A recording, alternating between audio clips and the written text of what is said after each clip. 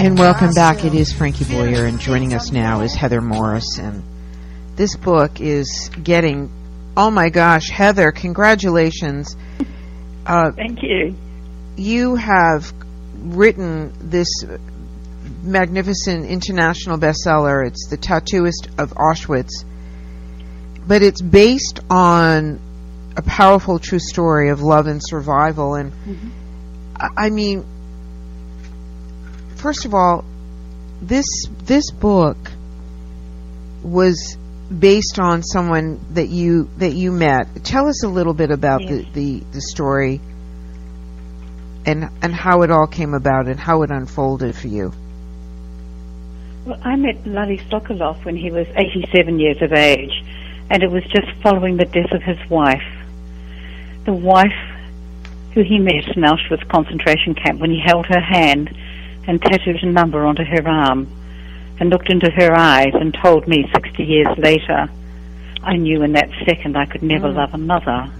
Wow. I got to meet him. And I got to meet him at the worst time of his life, just following the death of Gita. At that first few months I was with him, he kept telling me to hurry up and write my story. Have you finished my book yet? Because he wanted to be with Gita. But he hadn't told me the full story at that point. I had worked out very quickly that I was sitting with living history, and that if I could just get through to him and get the story, that I would have this wonderful, powerful story to tell. And then it happened. One day, one of his dogs, who always sat with us while we were talking, and he would throw a tennis ball for them, one of the dogs came up with a tennis ball in her mouth, and he reached down to take it, and she growled at him. And he gave her a smack. Naughty Tootsie, give me the ball. And she growled again, and she turned around and put her head on my lap. I took the tennis ball out of her mouth. I threw it over my shoulder, and she and Bam Bam fought for it, and Lali turned to me and went, my doggies like you. I like you. You can tell my story. Wow. Now I had him. Wow.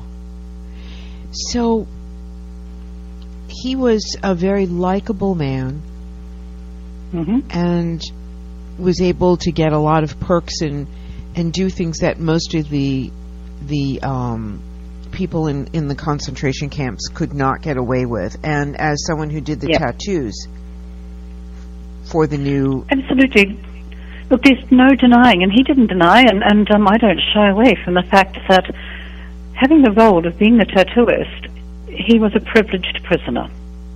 Yeah. He was given his own room in a block, which actually where the Roma people were living. But more importantly, in having the role he had freedom of movement around Birkenau and Auschwitz. He could be sent anywhere at any time to number. He called it numbering, not tattooing, to tattoo number people. And so the SS looked the other way as the tattooist, the Tetavera, walked amongst them, going to do his job. And that gave him the access to get from the girls, brave girls, who smuggled out of the building with all the belongings in it, money and jewels. And they would slip them to Lali. He befriended local villagers. And you know, that was one of the things that surprised me in hearing his story. That local villagers came into Birkenau every day to work, Monday to Friday, 9 to 5, just like I did. And he was able to give them a 2-carat diamond, and they would bring him back a loaf of bread and some sausage the next day.